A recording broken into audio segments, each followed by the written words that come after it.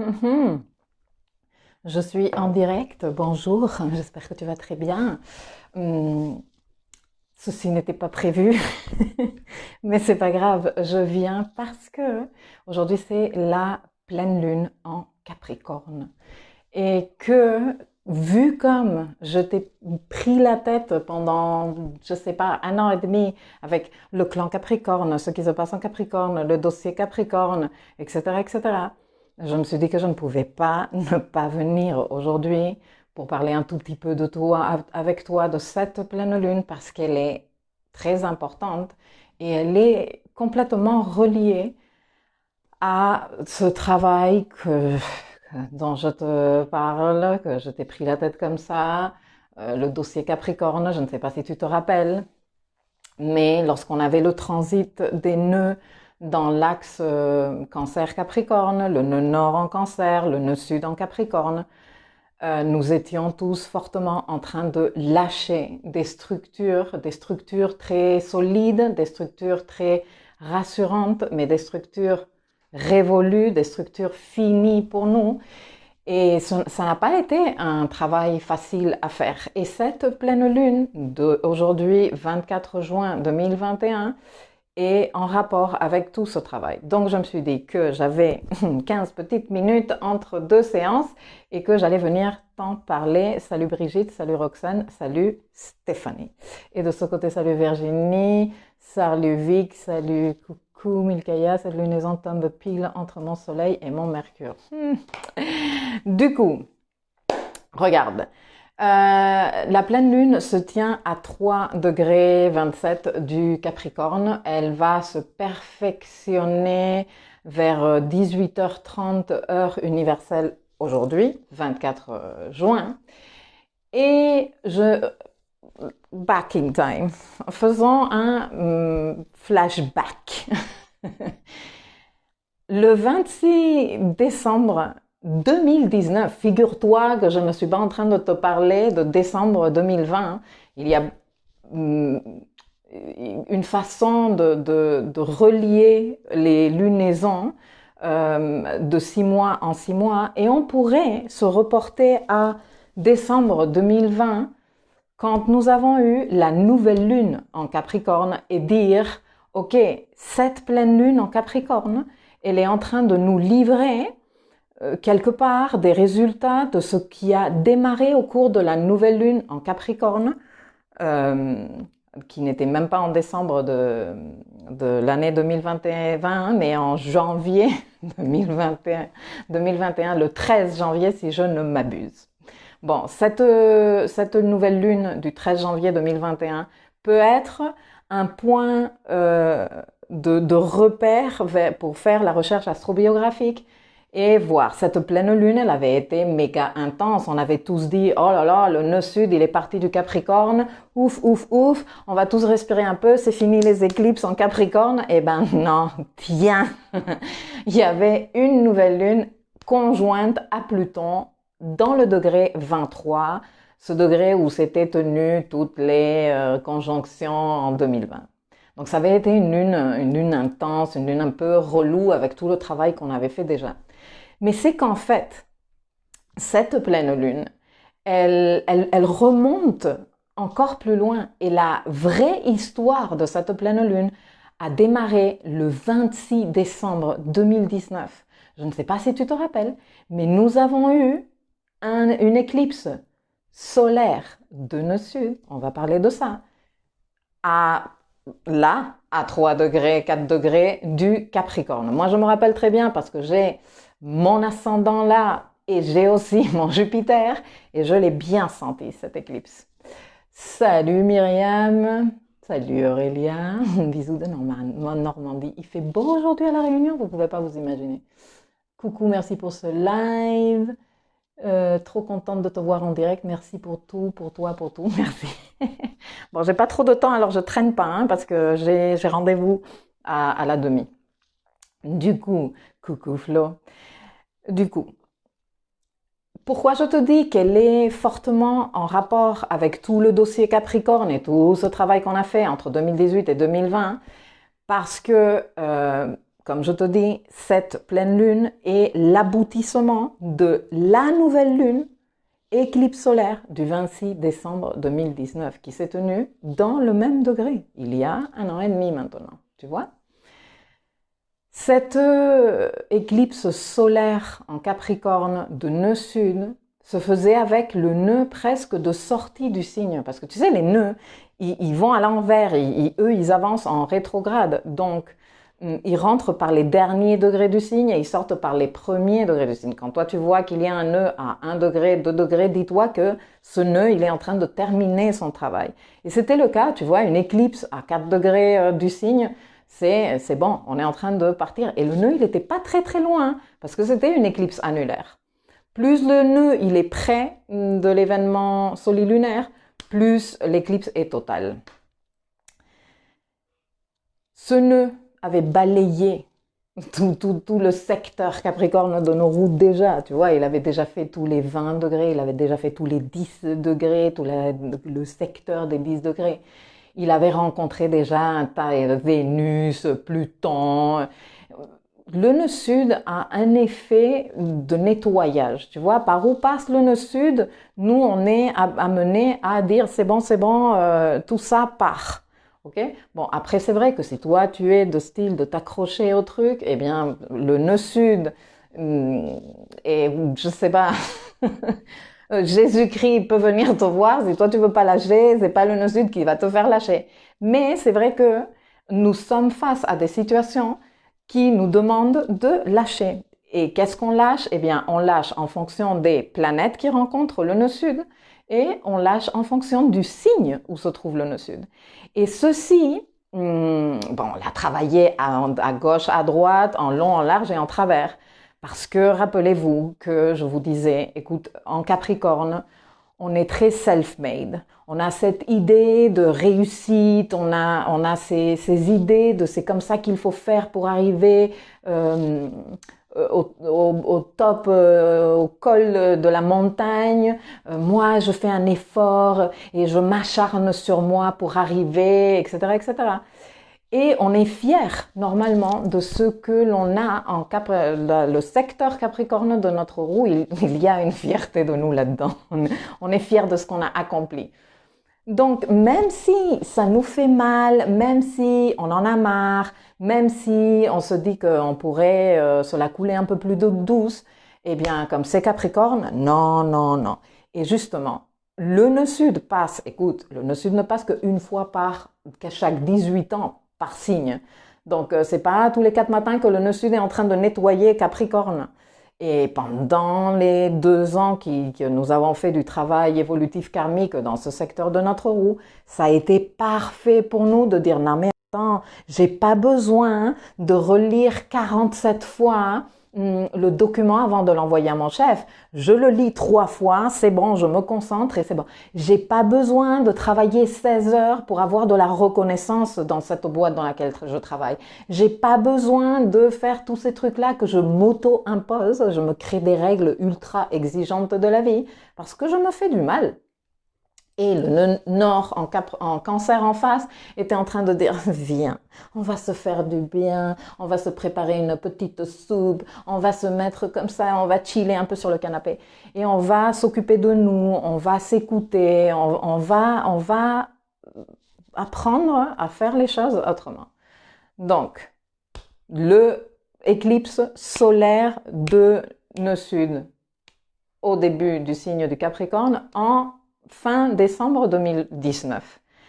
Cette éclipse disait, ici, on démarre le début d'une fin. Ok?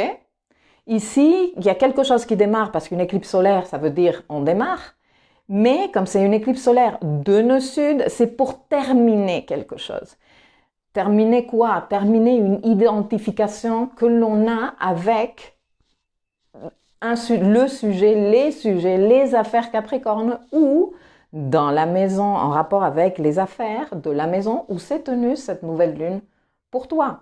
Donc, 18 mois après, je pense qu'on a fait tous un travail assez conséquent. De toute façon, on n'a pas eu le choix parce qu'avec les événements 2020, eh bien, il y a eu de très forts changements de perspective, de compréhension des affaires Capricorne et moi je trouve que ça c'est génial.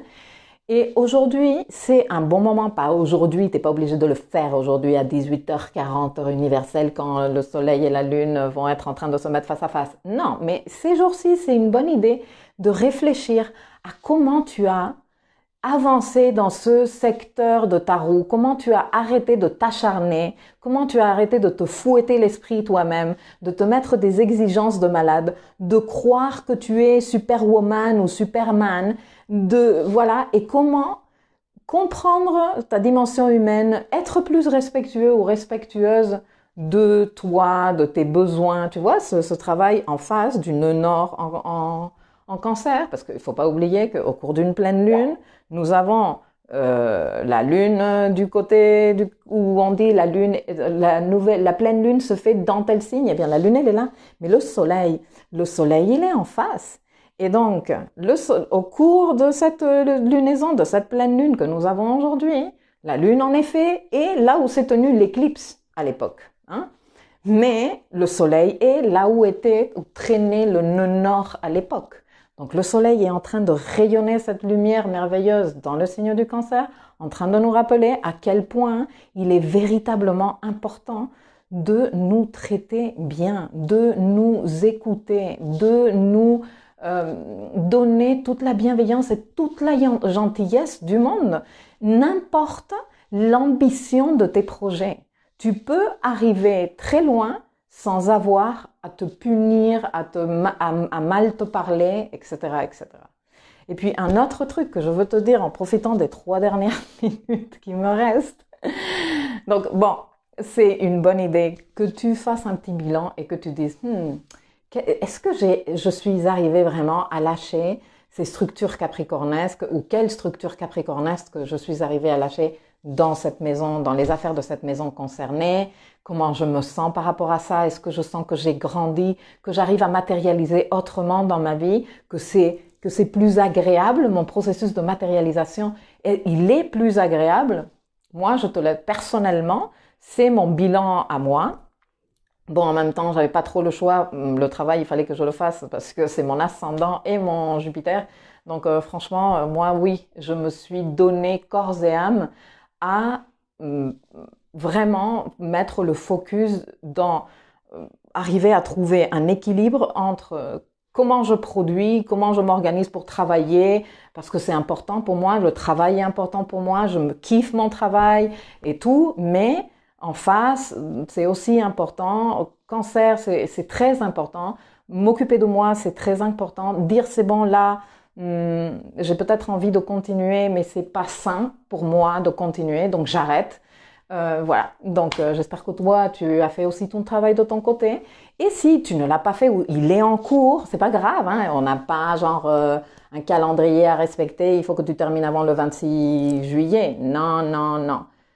Nous démarrons maintenant une phase, si tu veux, de clôture de ce travail, de environ 9 mois, qui va nous permettre justement de dire, ok, ça c'est mes derniers ajustements, et j'ai appris un nouveau rythme. J'ai intégré de nouvelles pratiques de amour de moi et de respect de moi. Donc je pense que c'est à fêter. Maintenant, toute lunaison va venir, surtout quand on est en train de parler d'une pleine lune, va venir éveiller certaines émotions, ok? Et quand se réveillent certaines émotions, eh bien, toi, tu peux soit partir dans ton enfant lunaire, qui est celui qui pense que la vie est horrible, qu'il va en pâtir à jamais, qu'il n'est pas en sécurité, qu'il flippe dans tous les sens, et tu as certainement une émotion disons, qui s'activent automatiquement en toi. Il y a des gens qui s'activent en mode je me mets en colère pour me protéger. Il y a des gens qui s'activent en mode je suis triste ou je ne parle pas du tout, je m'isole. Enfin, bref. Quelle que soit l'émotion que tu es en train de sentir, sache que ton enfant lunaire, est là en train de te dire il faut qu'on s'occupe de nous, il faut qu'on s'occupe de ça. Mais c'est pas pour que toi tu déprimes ou tu te dises que quelle horreur ou ne te crois pas les histoires de l'enfant lunaire. Ne les crois pas, s'il te plaît. Occupe-toi-en, mais ne leur donne pas la validité comme si c'était la vérité, parce que la vérité est que l'enfant lunaire se raconte des salades monstrueuses. Et lui, il faut juste l'aider à remettre les choses en place, mais surtout, lui démontrer que l'adulte intérieur qui vit en nous est là et que nous gérons la situation, que nous sommes capables de traverser ce moment peut-être de surplus émotionnel ou d'intensité émotionnelle sans partir dans tous les sens, sans penser que c'est la catastrophe, sans rien du tout. Et si quelque chose en ce moment, s'il te plaît, et ça c'est applicable à toute lunaison, notamment les pleines lunes, et surtout quand les pleines lunes se tiennent dans des points très importants angulaires de ton thème ou dans des signes intenses, genre scorpion, bref.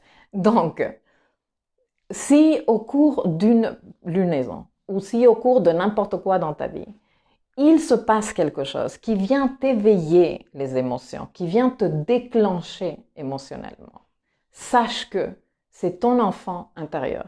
Sache que ça n'a rien à voir avec la situation ou la personne qui est venue te déclencher.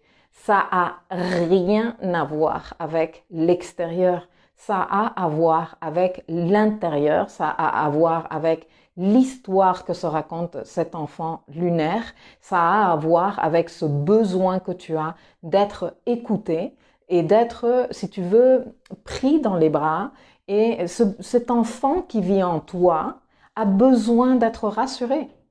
Mais pas besoin d'être rassuré de « ouais, c'est horrible, personne ne nous aime vraiment, c'est la merde ».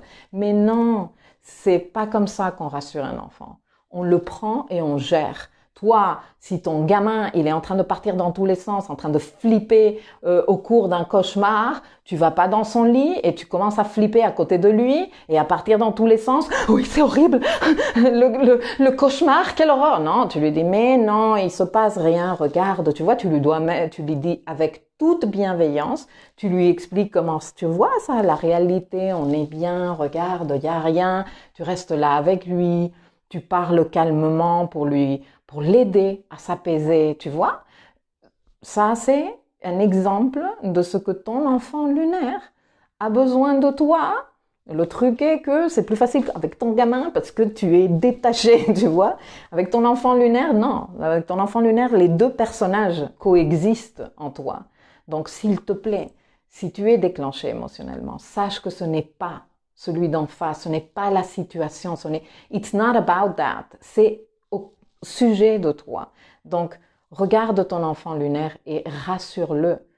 Si ton enfant lunaire se sent non aimé, donne-lui suffisamment de raisons pour lui dire « tu es aimé ». Si ton enfant lunaire se sent rejeté, ignoré, abandonné, j'en sais rien, chacun avons nos histoires, ta position lunaire dans ta carte astrale, ton emplacement de ta lune natale te donne pas mal d'informations et si tu veux ces informations-là, cherche dans mon blog et dans l'espace éducatif, je te raconte même pas toute l'information qu'il y a, pour t'aider à identifier quelles sont les carences de ton enfant lunaire et là où tu vas devoir être plus au taquet, plus bienveillant, bienveillante, plus présent et présente pour donner contention à cet enfant et ne pas partir avec lui dans son débordement émotionnel, mais de dire non, la réalité c'est ça, non, on a mal compris, non, t'inquiète pas, mais regarde, tu t'es imaginé des choses ou ok, peut-être à l'époque ça s'est passé comme ça, mais ça ne se repasse plus comme ça, etc., etc. Chaque fois que tu es déclenché émotionnellement, tu as cette merveilleuse opportunité de t'entraîner à invoquer ton adulte intérieur et à t'occuper de ton enfant lunaire. Et ça, c'est non seulement extrêmement bénéfique pour toi et pour tes relations de tout type, mais surtout les sentimentales, mais c'est que c'est en plus hyper guérisseur de ton histoire et ton récit de vie, et donc de toi-même et de tes blessures, et c'est aussi self-empowering. Ça te remplit de puissance, ça te remplit de pouvoir de gérer ta vie autrement, de vivre les choses autrement. Donc voilà, j'avais envie de venir, je suis un peu en retard, mais bon, ma cliente m'avait prévenu qu'elle serait en retard, donc je profite un peu, je me prends 5 minutes d'écart et j'espère que cette information te sera d'utilité. Je te souhaite une merveilleuse lunaison et je reviens demain pour le live du vendredi. Je vous fais à tous un gros bisou. Je lis rapidement s'il y a des commentaires, je pense que non. Vous êtes tous hyper attentifs et silencieux. Salut tout le monde. Amandine, trop contente de t'intercepter. Elle dit Stéphanie, annonce de mon licenciement économique. Daniel, ça faisait longtemps que je n'avais pas intercepté un direct. Belle journée. Bah oui, c'est chouette de vous voir. Stéphanie qui dit tellement vrai. Bon, faites le boulot. Regardez en arrière. Faites la recherche astrobiographique. Combien j'ai avancé, moi, dans ces trucs merveilleux et ces apprentissages de mon dossier Capricorne. Et j'espère que tu vas être capable de voir que tu es certainement pas au même endroit qu'en décembre 2019. Ça, j'en suis certaine, sans même connaître ton histoire de vie. Je te fais un gros bisou, je te remercie énormément de t'accompagner et je te dis à demain. Bisous. Ciao. Ciao, ciao.